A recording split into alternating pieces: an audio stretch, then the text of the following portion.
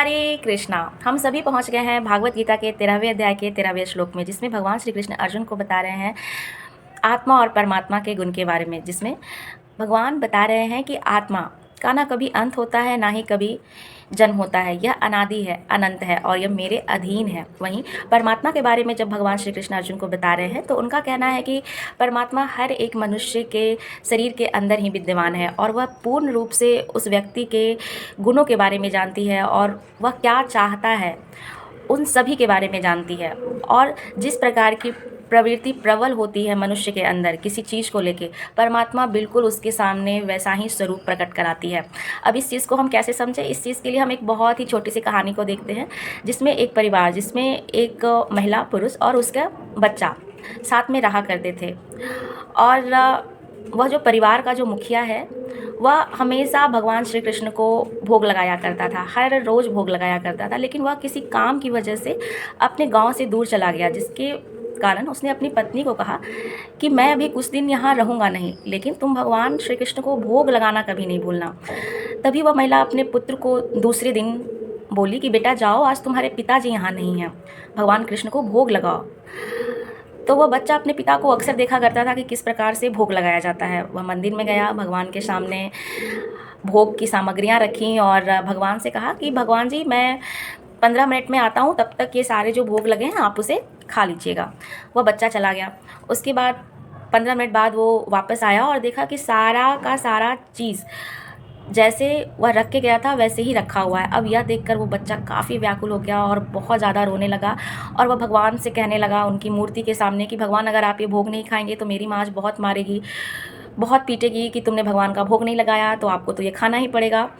बच्चा ऐसे ही करके बहुत ज़ोर ज़ोर से रो रहा था और इस चीज़ को भगवान देख के, उसकी मासूमता, उसकी समर्पण, उसकी श्रद्धा को देखकर वह स्वयं प्रकट हो गए और उसके द्वारा लगाए गए सारे भोगों को उन्होंने खा गया। बच्चा यह देख के काफ़ी खुश हुआ और वह अपने घर गया। जब घर गया तो उसकी माँ ने देखा कि अरे थाल में तो कुछ प्रसाद वापस ही नहीं आया। तो उसने बच्चे से पूछा कि भगवान को जो तुमने भोग लगाया वो भोग कहाँ गया, सारे प्रसाद कहाँ गए?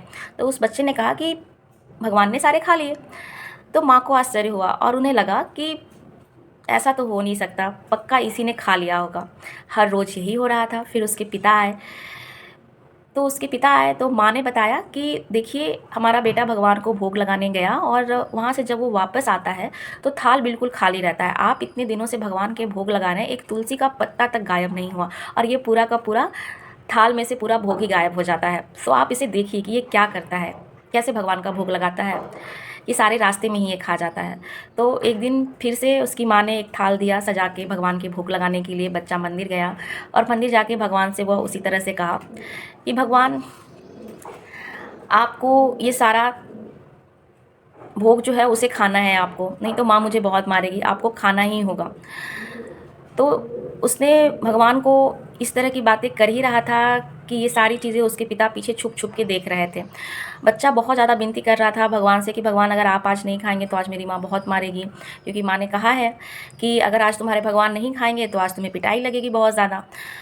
तो फिर से भगवान उसकी श्रद्धा, समर्पण और सद्भावना को देख के उसके सामने प्रकट हो जाते हैं और उसके द्वारा दिए गए, चढ़ाए गए सारे भोग को खा रहे होते हैं। उतने में उसके पिता पे भगवान की नज़र पड़ती है और भगवान वहाँ से चले जाते हैं, लेकिन वहाँ पे आधा लड्डू छूट जाता है।